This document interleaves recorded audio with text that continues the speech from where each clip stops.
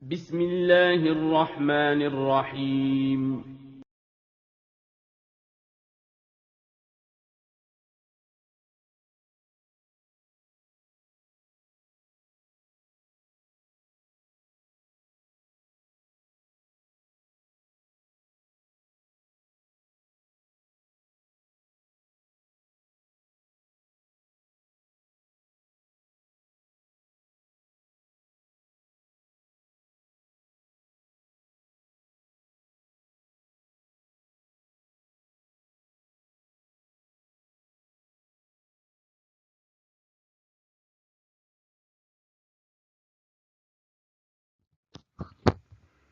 Bismillah, Assalamualaikum warahmatullahi wabarakatuh. Alhamdulillahirabbil alamin. Wassalatu wassalamu ala Rasulillah. La haula wala quwwata illa billah, amma ba'd. Kaifa halukum? Bagaimana kabarnya anak-anakku? Siswa kelas 3A SD Islam Imam Syafi'i Sangatta. Semoga hari ini kalian dalam keadaan sehat walafiat, tak kurang suatu apapun, dan semoga hari ini kalian tetap semangat dalam belajar. Anak-anakku, sebelum kita memulai pelajaran, marilah kita bersama-sama membacakan doa agar apa yang kita pelajari pada hari ini bermanfaat. Bismillahirrahmanirrahim. Allahumma inni as'aluka ilman nafi'a wa rizqan tayyiba wa amalan mutaqabbala. Materi yang akan kita pelajari hari ini masih di tema 7, menyikapi perkembangan teknologi. Subtema yang ketiga, perkembangan teknologi komunikasi, pembelajaran ketiga dan keempat. Materi pembelajaran 3, kita akan membahas 1. Mewarnai kartu kosakata yang berkaitan dengan produk teknologi komunikasi. 2. Membuat pembungkus telepon kaleng dan menghias dengan pola dekoratif. 3. Menemukan dan menunjukkan keliling bangun datar. Materi pertama, mewarnai kartu kosakata yang berkaitan dengan produk teknologi komunikasi. Anak-anakku, perhatikan bacaan teks berikut ini. Sejarah penggunaan telepon. Telepon digunakan untuk menyampaikan pesan suara. Manusia sudah mengenal surat dan telegraf sebelum ditemukannya telepon. Namun surat memerlukan waktu berhari-hari dalam menyampaikan pesan. Selain itu, komunikasi dilakukan secara tertulis. Telepon muncul pertama kali pada tahun 1800-an. Berdasarkan hasil penelitian tentang gelombang bunyi, Alexander Graham Bell menciptakan telepon. Pada uji coba pertama kali, daya jangkau telepon sekitar 8 mil. Selanjutnya, ada satelit telepon. Oleh karena itu, daya jangkau telepon semakin luas, komunikasi dapat dilakukan antar negara. Sekarang jaringan telepon bergerak melalui satelit. Kita dapat berkomunikasi di mana saja dengan menggunakan telepon genggam atau ponsel. Sampaikan informasi yang kamu peroleh dari teks bacaan di atas secara bergantian dengan temanmu. Ayo berlatih. Amati kartu kosakata di bawah ini. Ini merupakan kata-kata yang telah kita baca teksnya pada teks berjudul Sejarah Penggunaan Telepon. Nah, silakan kalian lihat Ada kata pesan pada lingkaran ini. Ada surat pada bentuk persegi. Ada negara, bunyi, telegraf, satelit, uji coba, telepon, sejarah, dan ponsel. Itulah kata-kata yang ada di teks bacaan. Perintahnya yaitu apa? Warnai kata-kata yang berhubungan dengan produk teknologi komunikasi. Nah, ini anak-anakku yang sudah diwarnai berarti adalah kata-kata yang berhubungan dengan produk teknologi komunikasi. Tadi kata-kata yang sudah diwarnai yaitu 1. Pesan, 2. Surat, 3. Telegraf, 4. Satelit, 5. Telepon, 6. Ponsel. Itulah kata-kata yang berhubungan dengan produk teknologi komunikasi. Nah, anak-anakku, sekarang kalian kerjakan soal halaman 137. Ayo berlatih. Berlatih membuat kalimat dari kata dalam teks. Tulislah 5 kata yang berhubungan dengan teknologi komunikasi yang ada pada teks. Kemudian buatlah kalimat menggunakan kata tersebut dengan kalimatmu sendiri. Ingat, sebelum kalian mengerjakan soalnya, kalian terlebih dahulu membaca dan mengidentifikasi isi teks halaman 136 dan 137. Nah, setelah kalian membaca dengan teliti dan seksama, carilah 5 kata yang berhubungan dengan teknologi komunikasi. Setelah itu, buatlah contoh kalimatnya.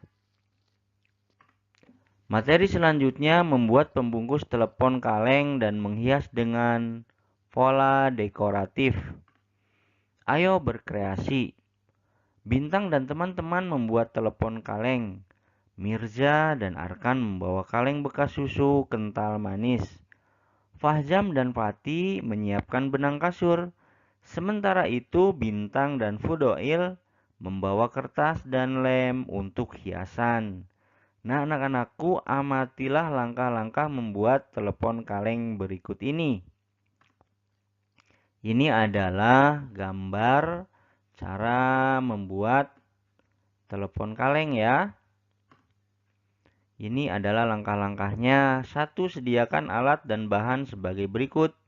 2. Buah kaleng bekas susu kental manis, benang kasur, kertas dan lem untuk hiasan, palu dan paku.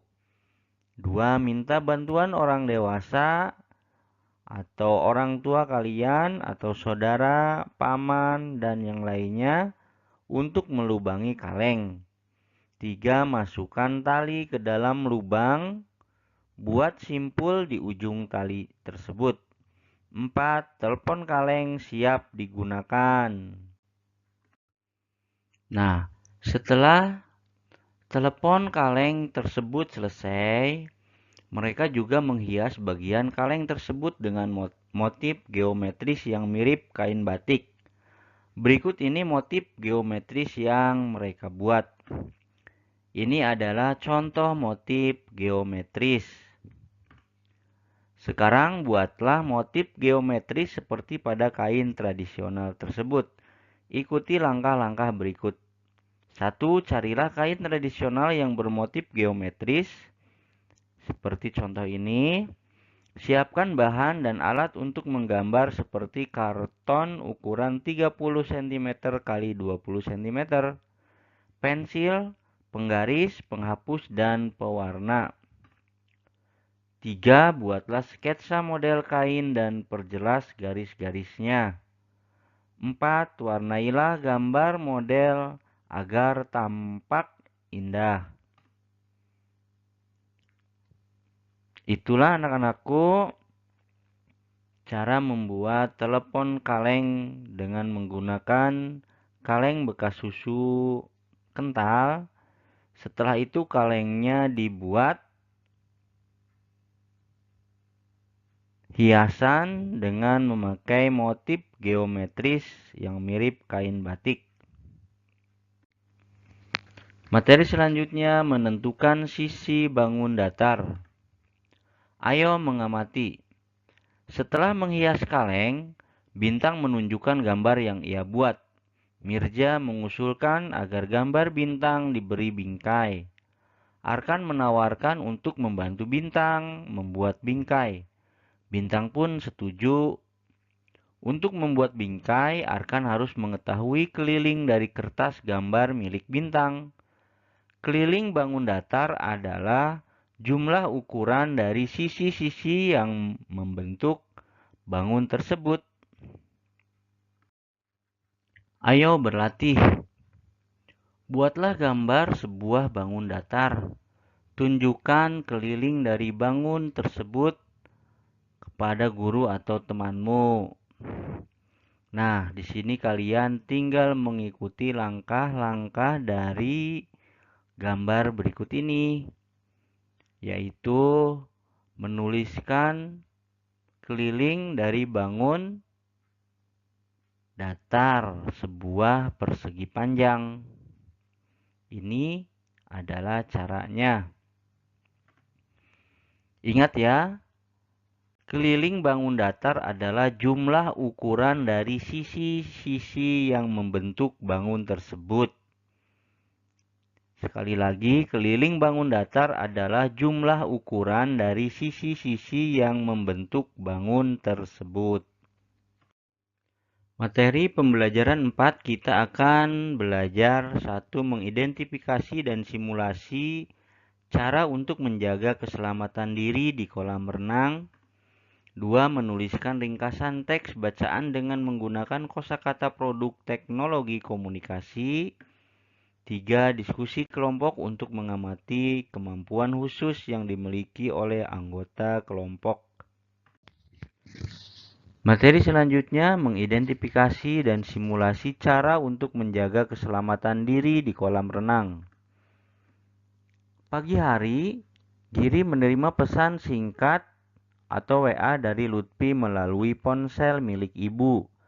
Rupanya Lutfi mengajak Giri untuk berenang bersama. Giri meminta izin kepada ibu untuk pergi berenang bersama Lutfi dan Bintang. Ibu mengizinkan Lutfi pergi berenang. Ibu meminta paman untuk menemani Lutfi pergi berenang. Berenang merupakan olahraga air yang baik. Pada saat berenang, semua otot tubuh bergerak. Namun kita harus waspada akan bahaya berkegiatan di air. Bahaya yang mungkin terjadi di kolam renang adalah tenggelam. Agar tetap selamat saat berenang, kita harus ditemani oleh orang yang sudah mahir atau instruktur di kolam renang tersebut. Perhatikan poster cara menjaga keselamatan diri di kolam renang sebagai berikut. Ini adalah salah satu poster dalam menjaga keselamatan diri di kolam renang. Di situ ada bacaan poster tersebut, upaya menjaga keselamatan diri saat beraktivitas di air. 1. Gunakan pelampung. 2. Lakukan pemanasan untuk mencegah cedera. 3. Berlatih berenang di kolam yang dangkal. 4. Tidak berenang sendiri dan pastikan ada yang mengawasi. Itu adalah salah satu poster cara menjaga keselamatan diri di kolam renang. Upaya menjaga keselamatan diri saat beraktivitas di air. 1. Gunakan pelampung. 2. Lakukan pemanasan untuk mencegah cedera. 3. Berlatih berenang di kolam yang dangkal. 4. Tidak berenang sendiri dan pastikan ada yang mengawasi. Itu sekali lagi adalah kalimat yang ada pada sebuah poster untuk keselamatan diri di kolam renang. Anak-anakku, lakukanlah tahapan-tahapan berikut sebelum berenang. 1. Pastikan pakaian yang dikenakan adalah pakaian renang. 2. Lakukan pemanasan sebelum masuk ke kolam renang. Lakukan kegiatan bersama teman yang sudah bisa berenang. 4. Lakukan latihan meluncur dan mengambang di kolam dangkal. 5. Kenakan pelampung agar lebih aman. Dan yang terpenting, kalian juga berdoa kepada Allah agar diberikan keselamatan dalam berenang. Materi selanjutnya menuliskan ringkasan teks bacaan dengan menggunakan kosakata produk teknologi komunikasi. Ayo membaca. Setelah berenang, Giri meminjam telepon kantor kolam renang tersebut untuk menelepon ibu. Giri minta izin kepada ibu untuk mengerjakan tugas kelompok di rumah Lutfi. Giri sangat bersyukur karena ada alat bantu yang memudahkan dalam berkomunikasi. Dengan telepon, Giri dapat langsung berbicara dan mendengarkan suara ibu, sekaligus meminta izin untuk pergi ke rumah Lutfi berdiskusi. Telepon adalah alat komunikasi secara lisan. Selain alat komunikasi lisan, hingga saat ini alat komunikasi tulisan juga masih terus berkembang. Alat komunikasi tulisan. Sejak zaman dahulu, komunikasi secara tertulis sudah mulai dilakukan. Ada surat yang ditulis pada daun lontar. Selanjutnya surat ditulis pada selembar kertas dan dimasukkan ke dalam amplop. Surat akan dikirimkan oleh petugas pos dalam waktu tertentu. Waktu penyampaian surat tergantung pada jarak tujuan dan biaya pengiriman. Biasanya sekitar 3 hari sampai 1 pekan. Pada abad 21 mulai dikenal surat elektronik atau surel. Surel dikirim melalui jaringan internet dengan alat bantu komputer. Melalui surel, pesan dapat diterima di tempat tujuan sesaat setelah dikirim. Tentu saja hal tersebut sangat membantu komunikasi. Kini surel bukan lagi satu-satunya alat komunikasi yang cepat. Melalui telepon seluler, kita dapat berkirim pesan menggunakan aplikasi pesan singkat atau SMS. Bahkan saat ini kita dapat saling berkirim data penting melalui ponsel dengan berbagai pilihan aplikasi. Ayo menulis. Lingkari jenis-jenis produk yang dihasilkan oleh teknologi komunikasi. Nah, ini adalah kata-kata yang berhubungan dengan teknologi komunikasi. Yang pertama apa? Ada surel. Surel itu apa anak-anak? Surat elektronik. Selanjutnya pesan singkat atau SMS. Selanjutnya ponsel, komputer, dan internet. Itulah jenis-jenis produk yang dihasilkan oleh teknologi komunikasi. Temukan kalimat utama dari tiap paragraf. Lalu tuliskan ringkasan teks alat komunikasi tulisan. Nah, kalian bisa lihat paragraf 1. Kalimat utamanya yaitu sejak zaman dahulu komunikasi secara tertulis sudah mulai dilakukan. Kalimat utama pada paragraf 2 yaitu selanjutnya surat ditulis pada selembar kertas dan dimasukkan ke dalam amplop. Kalimat utama pada paragraf ketiga, pada abad 21 mulai dikenal surat elektronik atau surel. Paragraf 4, kini surel bukan lagi satu-satunya alat komunikasi yang cepat. Itulah anak-anakku kalimat utama pada bacaan alat komunikasi tulisan. Materi selanjutnya, diskusi kelompok untuk mengamati kemampuan khusus yang dimiliki oleh anggota kelompok. Ayo berdiskusi. Setelah mendapat izin dari ibu, Giri dan teman-teman segera menuju rumah Lutfi. Mereka mendapat tugas untuk mencari informasi mengenai alat komunikasi. Giri akan mencari informasi di internet. Lutfi akan bertugas mencari informasi dari buku dan majalah. Bintang akan menelepon pamannya yang bekerja di perusahaan telekomunikasi. Sedangkan Arkan membantu meringkas hasil informasi. Mirza akan membantu menuliskan pada sebuah buku. Fahzam bertugas membuat gambar dan hiasan pada ringkasan informasi yang telah dibuat. Giri dan teman-teman memiliki keterampilan yang beragam atau berbeda-beda. Dapatkah kerjasama dapat terlaksana jika kita memiliki kemampuan yang beragam? Diskusikan dengan teman kelompok kalian. Buatlah kelompok yang terdiri atas 5 orang. Tuliskan kemampuan khusus yang dimiliki oleh teman-temanmu tersebut. Nah, di sini sudah ada ya contohnya dari 6 ini. Tadi dimintanya 5, karena di sini ada 6 nama, maka kita akan mencoba menuliskan contoh dari kemampuan khusus yang dimiliki teman-teman kalian. Contoh ini ya, Giri pandai matematika, Lutfi pandai mengaji, Arkan pandai badminton, Mirza pandai bahasa Arab, Bintang pandai bermain bola, Fahzam pandai menghias prakarya. Nah, ini adalah salah satu contoh kemampuan dari teman-teman kalian. Setiap teman mempunyai kemampuan di bidangnya masing-masing. Jadi, kita sebagai teman tidak boleh memaksakan bahwa teman yang satu ini harus bisa melakukan sesuatu di luar kemampuannya.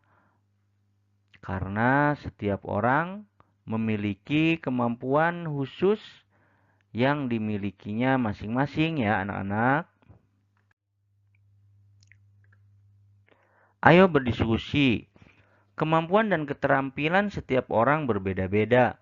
Namun, perbedaan tidak menghalangi kita untuk bekerja sama. Dengan adanya perbedaan, kita tetap dapat saling membantu. Selain itu, kita dapat saling melengkapi. Hal tersebut dinamakan kolaborasi. Menurut kamus KKBI, kolaborasi artinya perbuatan bekerja sama. Kerjasama merupakan pengamalan sila keempat Pancasila yang berbunyi kerakyatan yang dipimpin oleh hikmat kebijaksanaan dalam permusyawaratan perwakilan. Anak-anakku, apakah kemampuan setiap orang sama? Kemampuan setiap orang tentunya berbeda-beda ya. Bagaimana sikap kita terhadap keberagaman atau perbedaan dari setiap orang? Kita seharusnya menghargai perbedaan tersebut dan kemampuan dari setiap individu tersebut. Anak-anakku, itulah tadi pembelajaran pada hari ini. Semoga bermanfaat dan semoga kalian memahaminya. Mari kita membaca doa kafaratul majelis bersama-sama. Subhanakallahumma wa bihamdika asyhadu an la ilaha illa anta astaghfiruka wa atubu ilaik. Wassalamualaikum warahmatullahi wabarakatuh.